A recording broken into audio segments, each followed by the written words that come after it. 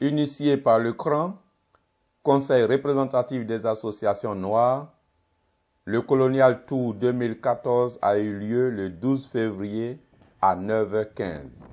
Il invite les journalistes à bord d'un bus afin de découvrir ou de redécouvrir un certain nombre de lieux parisiens liés à l'esclavage en particulier et à la colonisation en général.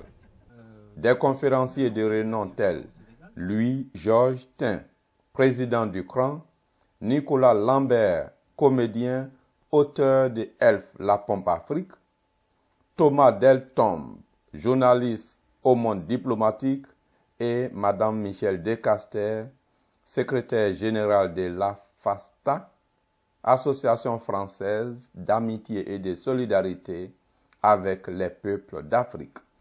Ils ont présenté tour à tour les lieux emblématiques retenus pour l'occasion ainsi que leur histoire particulière.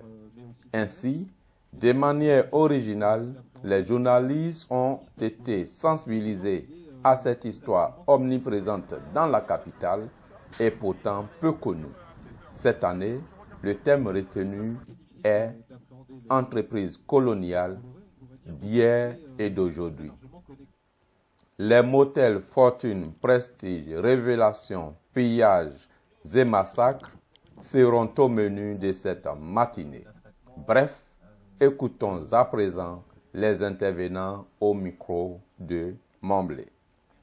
On exploite la richesse de ces pays, les ressources tirées de ces profits ne sont pas reversées aux pays d'origine, les grandes multinationales ne les reversent pas non plus d'ailleurs aux pays où elles ont leur siège, comme Total qui ne paie pas d'impôts en France. Tout cela part dans les poches de quelques personnes, c'est cela qui est évidemment un scandale international. De l'électricité, de l'uranium, des ressources, etc. en France. Donc c'est une réalité qui continue aujourd'hui. Alors oui, il y a une espèce de logique puisqu'il y a un processus finalement d'exploitation. Les peuples sont de plus en plus opprimés, appauvris et certains essayent de venir en France ou en Europe désespérément. Évidemment, avec une Europe forteresse, ils finissent plutôt sur les murailles de Ceuta plutôt que ou dans la mer Méditerranée. Et donc il y a un lien très fort entre ces questions coloniales dont nous parlons, ces migrations que nous constatons et les morts que nous voyons presque tous les jours. Y a-t-il une politique, selon vous, pour freiner cet exode? Il y a une politique sécuritaire, une politique frontière, mais on demande pourquoi il y a tant d'Africains qui viennent en France, et moi je dis pourquoi il y a tant de Français qui vont en Afrique exploiter les pays en question. C'est ça la vraie question. Qui le dira fort bien lors de son procès auquel j'ai assisté. Loïc Le Floch-Prigent va expliquer que Elf était une compagnie pétrolière destinée à conserver le contrôle de la France sur l'Afrique et les États africains au moment de leur décolonisation. Et ça va très bien marcher. Par exemple, au Gabon, la France ne va pas hésiter à remplacer la personne qui veut il y a une personne qui souvent dans les États qui vont sortir de la tutelle française, il va y avoir un désir d'autonomie, d'émancipation, enfin une chose assez absurde comme ça. Il va falloir donc que la Ve République mette en place un certain nombre d'outils pour conserver le contrôle sinon des pays, au moins des intérêts. Mais c'est vrai qu'on va se rendre compte qu'il vaut mieux contrôler les dirigeants, une poignée de dirigeants plutôt que des populations entières qui s'énervent vite. Donc la compagnie Elf va servir à ça. Je prends l'exemple du Gabon. Monsieur Omar Bongo est un ancien soldat français qui va devenir le responsable du Gabon. Il va, comme c'est un coquin, il va appeler son parti le parti du Gabon, le PDG, et lui-même va se considérer comme le PDG et du coup le PDG d'Elf un petit peu. Il va être un peu, il va pas se laisser faire quand même complètement, il va essayer d'avoir un rôle, voilà, c'est ça, il a un pourcentage assez important des bénéfices de la compagnie. Il va y avoir même des banques qui vont être créées franco-gabonaises. Et ces bombes franco-gabonaises vont pas seulement permettre de garder le contrôle de la France sur les pays africains, mais vont aussi permettre le financement de la vie politique française, comme ça sera assez longuement raconté pendant le procès Elf. Les activités portuaires sont effectivement essentielles. Elles ont été acquises grâce, ou en tout cas en profitant de la grande politique de privatisation des infrastructures en Afrique sous l'impulsion des institutions financières internationales, la Banque mondiale, le FMI, qui ont poussé les États africains à se séparer d'une partie de leur patrimoine économique. Et ça permet à des groupes comme Bolloré d'engranger beaucoup de profits. Et il faut voir que ça s'inscrit directement dans l'histoire coloniale. Le port d'Abidjan, par exemple, a été inauguré en 53 ou en 54 par Houphouët-Boigny, futur président de la Côte d'Ivoire, et par François Mitterrand, à l'époque ministre des colonies. Et c'est aujourd'hui le groupe Bolloré qui est gestionnaire du port à conteneurs d'Abidjan, et aujourd'hui d'un deuxième terminal à conteneurs à Abidjan qu'il vient d'acquérir récemment. Au Cameroun, à Douala, c'est la même chose.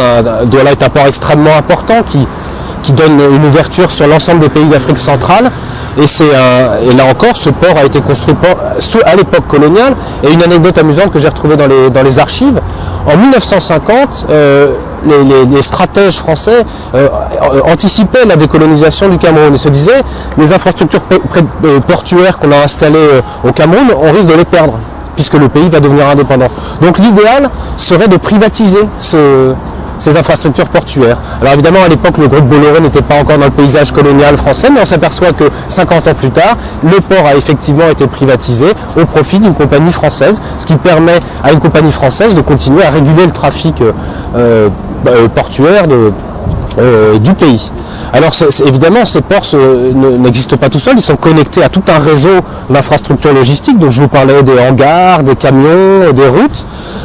C'est très important évidemment pour faire cette activité que Bolloré qualifie de supply chain, c'est-à-dire on transporte des produits de bout en bout, mais c'est aussi connecté avec des sociétés ferroviaires, au Cameroun justement avec la Camrail qui a été privatisée à la fin des années 90, en Côte d'Ivoire et au Burkina Faso avec la Citarail, privatisée également dans les années 90, toujours sous l'impulsion des institutions financières internationales.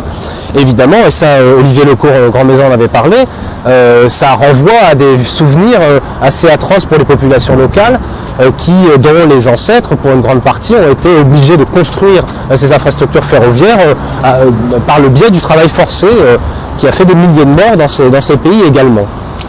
Alors une autre activité peut-être moins connue du groupe Bolloré en Afrique, c'est les plantations.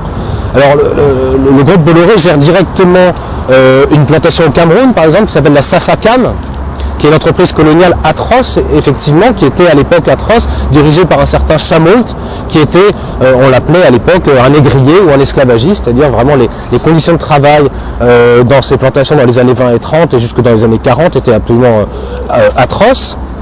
Et aujourd'hui, elles sont sans doute meilleures, mais loin d'être réjouissantes.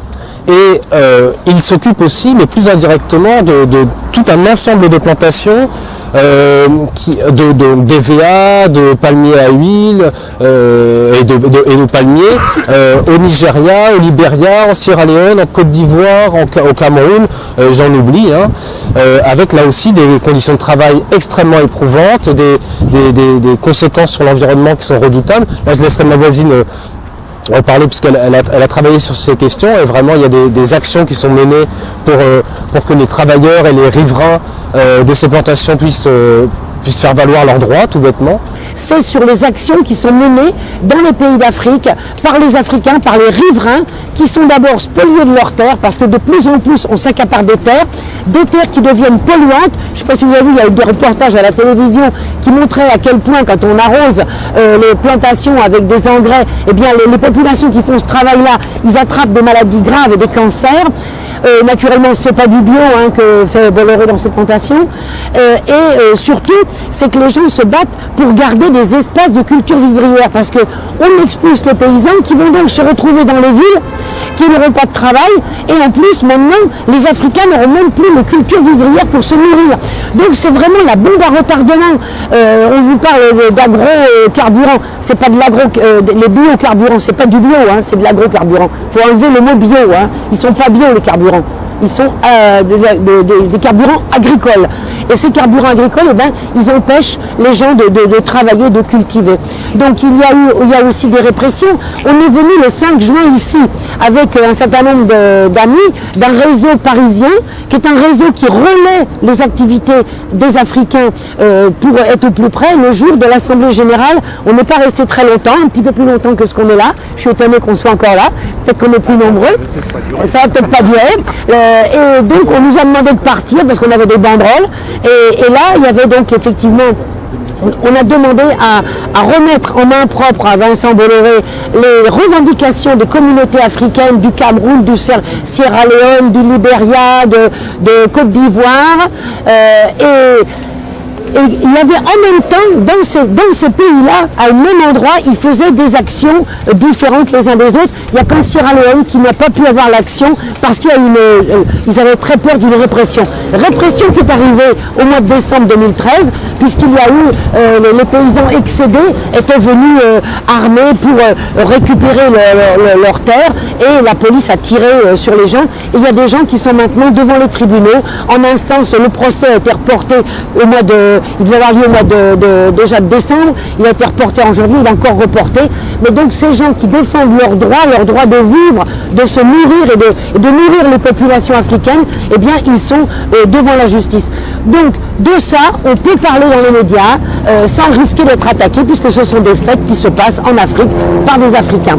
Voilà, merci de relayer les informations sur les luttes anticolonialistes et anti-néocoloniales, on peut dire, qui se passent.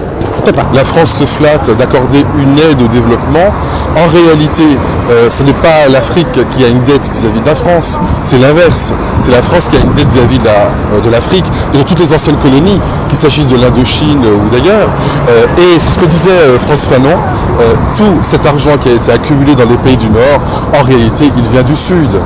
On doit surtout redéfinir une politique de réparation.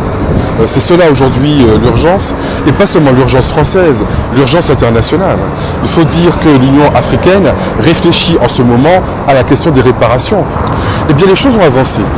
Nous avions d'ailleurs eu des échanges avec le Premier ministre qui s'était engagé à mettre en place une politique de réparation dont les contours devaient être définis lors d'une réunion interministérielle qui n'a jamais eu lieu parce que M. Hollande s'y est opposé.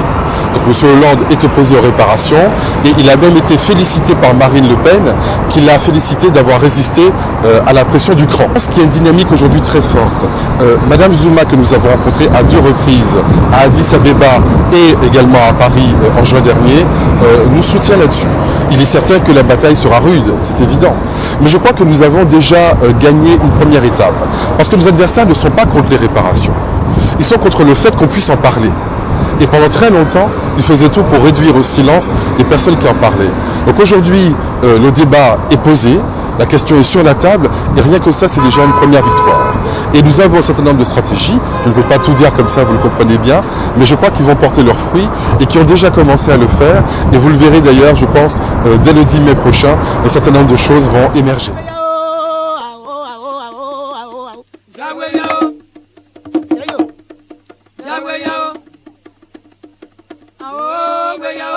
So